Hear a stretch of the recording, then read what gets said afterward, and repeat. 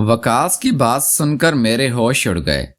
मैं उसके कदमों में बैठकर रोने लगी, लेकिन वकास तो जैसे पत्थर का मुजस्मा बन चुका था। उसने मुझे एक झटके से पीछे धकेल दिया और नफरत भरे लहजे में कहा, कब तक तुम जैसी बांझ औरत के साथ जिंदगी गुजारूंगा? इतनी बड़ी हवेली, इतना पैसा, जमीनें, सब कुछ तो है, लेकिन अगर मेरी औलाद ना होती तो उसमें सब का क्या फायदा? मेरे भाई इन सब पर कब्जा कर लेंगे। इसीलिए मैं चाहता हूँ कि मेरी औलाद हो, लेकिन तुम्हारी बंजर कोख को मैंने जिंदगी बर्बाद कर दी है। मैं हर हाल में दूसरी शादी करके रहूंगा। ये कहकर वकास कमरे से बाहर जाने लगा।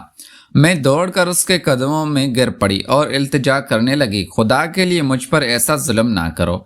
तुम्हारे लिए मैंने अपना सब कुछ छोड़ दिया, अपने वालिदैन का घर, अपनी इज्जत, सब कुछ तुम्हारे लिए कुर्बान किया, और आज तुम मुझे छोड़ने की बात कर रहे हो। वकास ने नफरत भरी नजर से मेरी तरफ देखा और कहा, काश मुझे पहले ही मालूम होता कि तुम बांझ औरत हो तो कभी तुमसे शादी ना करता। मैंने लरजती आवाज में कहा, यह सब मेरी गलती नहीं है, ये तो किस्मत के फैसले हैं। मैं अपने रब से उम्मीद रखती हूँ कि वो मुझे औलाद की खुशी देगा। वकास ने तखल्ला लहजे में कहा, ठीक है, अगर 4 महीने के अंदर तुम हामला हो गई तो मैं दूसरी शादी के बारे में सोचूंगा भी नहीं, लेकिन अगर ऐसा ना हुआ तो मैं तुम्हें तलाक देकर दूसरी शादी कर लूंगा। ये कहकर वो गुस्से से कमरे से निकल गया और मैं सीना पीटते आंसू बहाती रही। मुझे कभी ख्वाब में भी ख्याल ना आया था कि मेरा शोहर, जो कभी मुझसे बेपनाह मोहब्बत करता था, आज दूसरी शादी की धमकी दे देगा।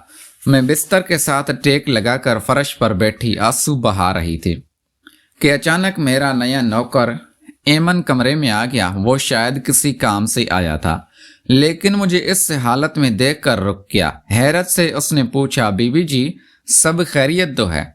उसकी बात सुनकर मैंने गुस्से और नफरत से कहा, दफा हो जाओ, अपने काम से काम रखो, मुलाजिम हो मुलाजिम बनकर रहो।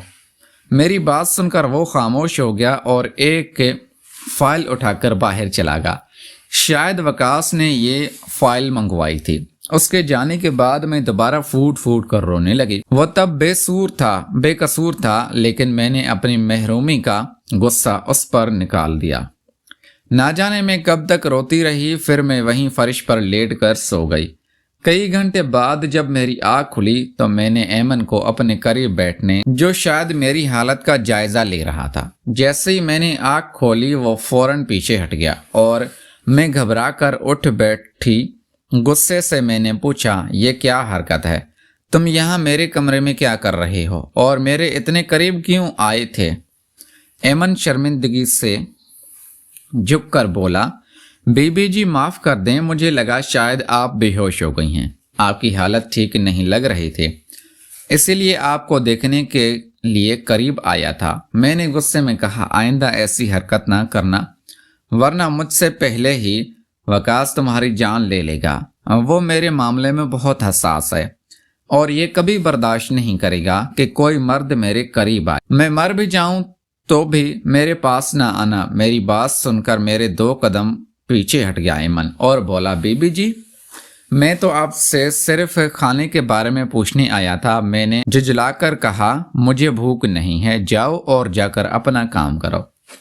एमन चुपचाप उल्टे कदमों कमरे से बाहर निकल गया और मैंने उठकर वॉशरूम का रुख किया। हाथ मुंह धोने के बाद मैं वापस आई और खुद को संभालने की कोशिश की। बहुत देर सोचने के बाद मैंने फैसला किया कि वकास को अपनी जानिब वापस लाने के लिए हर मुमकिन कोशिश करूंगी। मैंने अपनी सबसे खूबसूरत पोशाक निकाली, मैचिंग ज्वेलरी पहनी और तैयार होकर वकास का इंतजार करने लगी। रात के 11 बज गए, लेकिन वकास नहीं आया। मैं सुबह से भूखी थी, जिसकी वजह से मेरी हालत खराब होने लगी। मजबूरन मैं बावर्ची खाने तक गई जहां एमन पहले से मौजूद। वो मुझे देखकर मुस्कुराया और बोला, बीबी जी, खाना लगा दूं? मैंने हैरानी से पूछा, तुम अभी तक सर्वेंट क्वार्टर में क्यों नहीं गए?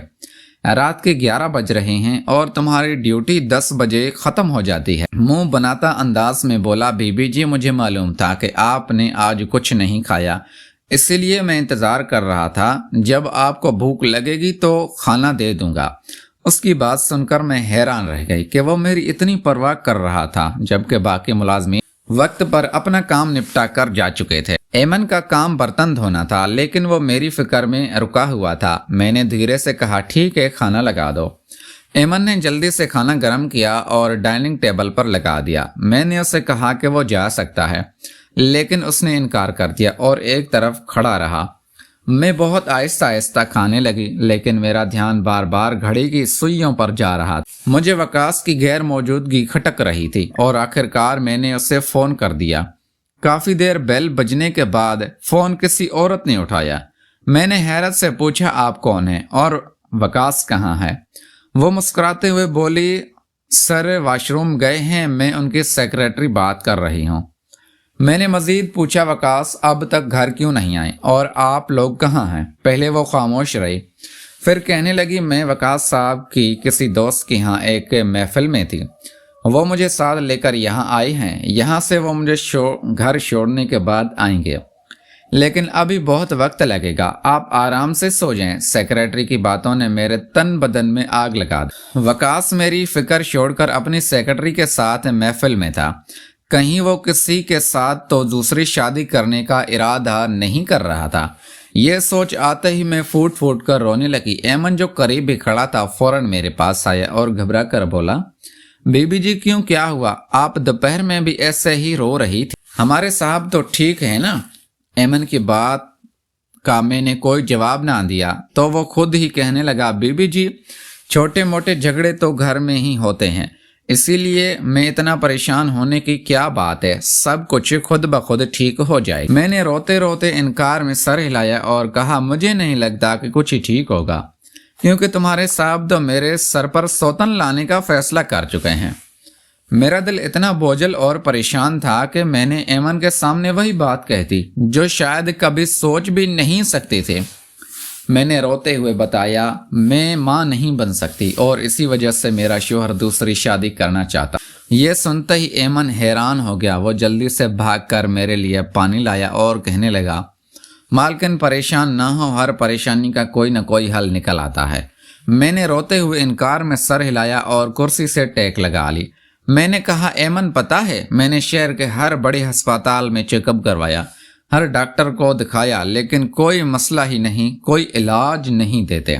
बस कहते हैं कि जब खुदा की मर्जी होगी तब औलाद हो जाएगी, लेकिन ये बात वकास को कौन समझाए? उससे तो बस औलाद की ख्वाहिश मार रही है और इसी वजह से वो मुझे छोड़कर दूसरी शादी करने को तैयार हो गया है। एमन अफसोस भरी नज़रों से देखते हुए बोला, आप तो साहब से इतनी मोहब्बत करती हैं, उनका इतना ख्याल रखती हैं, फिर वो ऐसा कैसे कर सकते हैं? प्यारे दोस्तों, अगर आपको ये हमारी नेक्स्ट लेवल की कहानी पसंद आई है तो वीडियो को लाइक करके चैनल को लाजमी सब्सक्राइब करें। मिलते हैं अगली वीडियो में। Thanks for watching.